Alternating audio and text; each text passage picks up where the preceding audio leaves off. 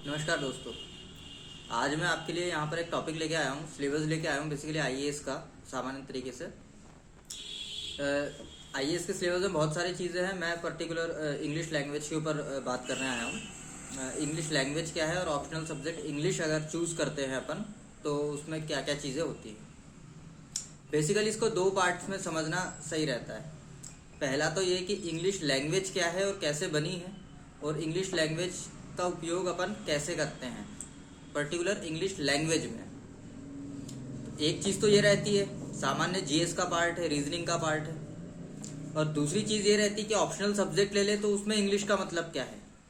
तो optional subject में English का मतलब ये है कि इंग्लिश लैंग्वेज का उपयोग करके आपने किन किन चीज़ों को ईजाद किया है, या किसी ने उन चीज़ों को इस्तेमाल करके, इंग्लिश के उन चीज़ों को इस्तेमाल करके किस किस टाइप की चीज़ें बनाई हैं इंग्लिश भाषा के माध्यम से। जैसे कि पोयम, स्टोरी, या फिर कोई दृष्टांत किसी भी टाइप का, या कोई सॉन्ग, या कोई ऐसी लाइन, सेंटेंस, वर्ड या डेफिनेशन, या इस टाइप की चीज़ों को पढ़ना पड़ता है ऑप्शनल सब्जेक्ट में। जबकि जीएस के अंदर इंग्लिश लैंग्वेज से संबंधित हमें क्या चीज़ें पढ़नी पड़ती है, उसका ग्रामेटिक पोर्शन, इंग्लिश कैसे बनी है, इंग्लिश को कैसे पढ़ा जाता है, इंग्लिश को कैसे पढ़ाया जाता है, या इंग्लिश के किसी भी तरीके के शब्द को या सेंटेंस को या उसकी जो डेफिनेशन है उसको कैसे समझा जाता है, और उसके अंदर जो क्रॉस क्वेश्चंस उठते हैं उसको कैसे सॉल्व किया जाता है। ये सारी चीज़ें हम ग्रामेटिक पोर्शन जीएस में पढ़ाई करते हैं। इसमें आईएएस के लेवल पर होता है बेसिकली, वो भी 12th लेवल तक का ही सिलेबस है,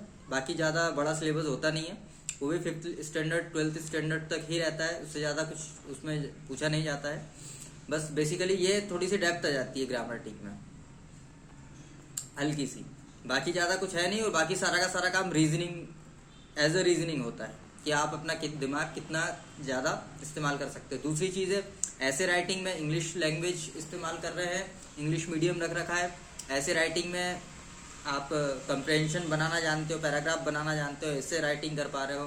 कंप्रेशन स्किल्स में मतलब आप कितनी स्पीड से कंप्रेhension को पढ़ पा रहे हो, समझ पा रहे हो, उसका रिजल्ट या उसका आंसर कितने जल्दी से दे पा रहे हो। ये सारी चीज़ें इस सिलेबस में अपन को पढ़ाई करने के लिए मिलती है।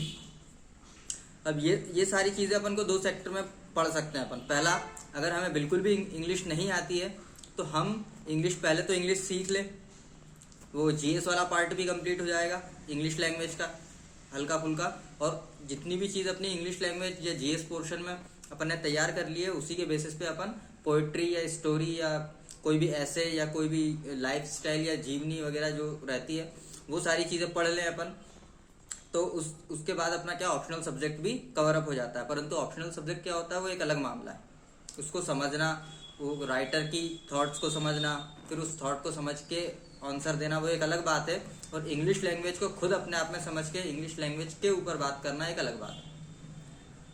तो ये सारी इस तरीके की चीज़ें रहती हैं। इसी टाइप से हिंदी मीडियम में भी है, हिंदी लैंग्वेज को समझना अपने आप में एक अलग मामला है, और हिंदी लैंग्वेज का इस्तेमाल करके जो कहानियाँ, पोयम या कहीं कविताएं या शेर शायरियाँ और दूसरी जीवनी या जीवन परिचय या इस टाइप की जितनी भी चीज़ें होती हैं जो राइटर से रिलेटेड है, जो किसी और ने लिख रखी है, उसके बारे में अध्ययन करते हैं अपन।